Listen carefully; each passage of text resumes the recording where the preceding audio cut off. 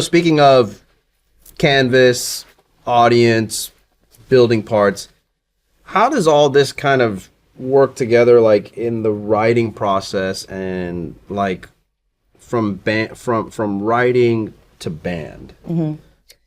Well, I got really into making demos. I essentially record a record in my home studio, which is very small and very like bare bones. Are you doing like all the drum programming and all that as well? So, oh wow, okay, great. Well, that's the thing is my first lesson with guitar, my teacher said I was bad, and he said, why don't we teach you drums instead? Okay. So that's technically my first instrument is drums. Oh, right. But so, yeah, like I live in a townhome, and I can't be loud. So Sure. I got a cheap little electric kit, hooked it up to Easy Drummer, which Okay. is actually Steve Albini's drum tones. Oh, nice. Which is great. So I'll play the parts, I'll make up the drum parts, then I'll do the guitar, and then the vocals, and everything kind of melds itself, mixes itself into the song.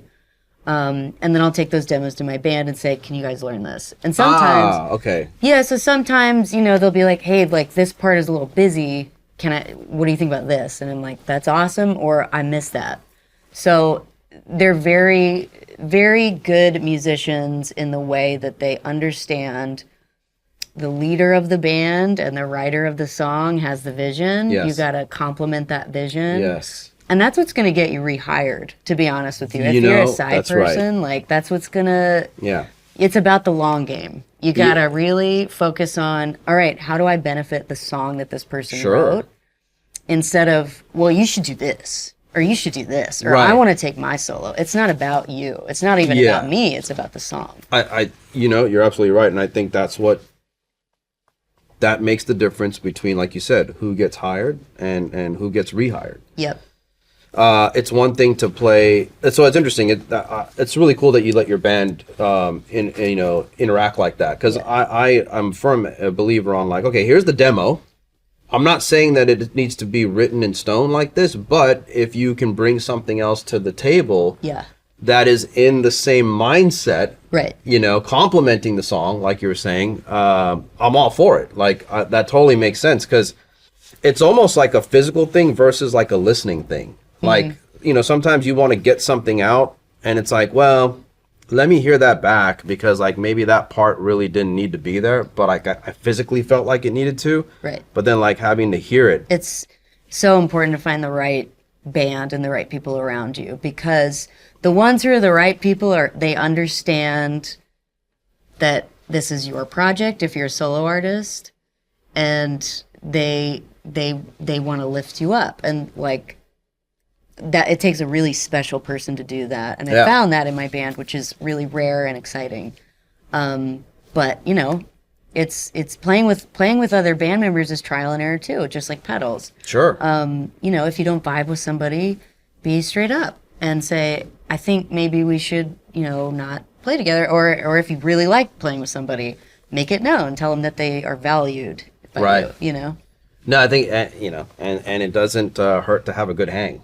Yeah, I mean, it's all about the hang. If you're touring, being in a tour band with somebody, touring is, 45 minutes of a show and 8 hours of a drive. Plus you're, sharing a hotel room with them. So it's like the emotional and connection that you feel with someone that you're playing with is as important as the music itself. Right. To me.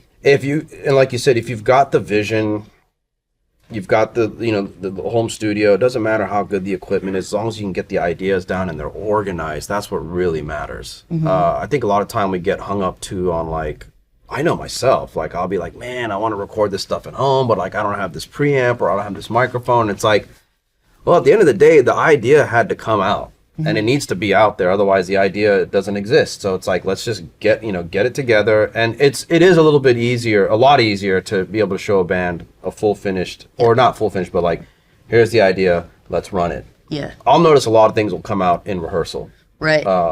And I rely, for me, also playing drums, like I rely on the drums a lot too. So like, I could hear something at home that I programmed on drums, but then like going to play it with the band, it's like, that pattern kind of didn't work. Yeah. What are you thinking? Totally.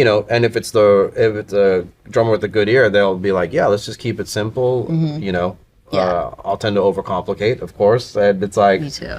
yeah, I'm just gonna play time here, and you're like, Yeah. didn't even think about that. Yeah. So that's really interesting, and refreshing to know that that's how it comes out. The solos and stuff, are you playing the same thing twice, or is it all like on the cusp and then you got to learn it? Like, what's happening with the solos? It depends. A lot of times when I write, I'll either start with a drum beat or a riff and then work from there, or even like a sentence or something. I even have a note on my phone where if I hear something interesting in the world, I'll write it down or type it down on my note. And it's super long. I've had it for a few years. And if I'm stuck writing a song, I'll reference back and be like, huh, the word, sycophant is crazy and interesting. Let me write something around that. Let me research this word. What does it mean? Somebody who fakes being nice to you? Okay, that's great. And then you'll go down this rabbit hole. But I mean, planned out riffs to me are really cool because it's a hook, it's like a really interesting thing that you can whistle to yourself. Right. So that's kind of where it starts.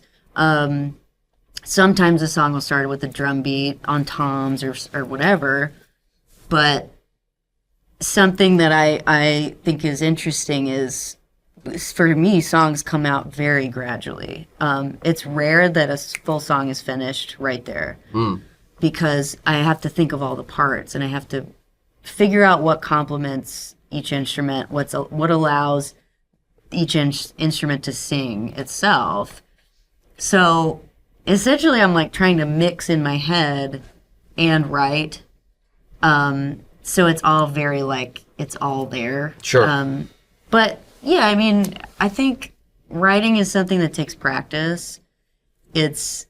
I started writing when I was 15, and it just wasn't good. It's not going to be good when you first start, but that's okay because it gets better with time. Just like practicing guitar, learning pedals, it's just one of those things that you can't be afraid to fail or try something weird, and you can't judge yourself for whatever comes out. So whatever the most honest thing is usually the best thing.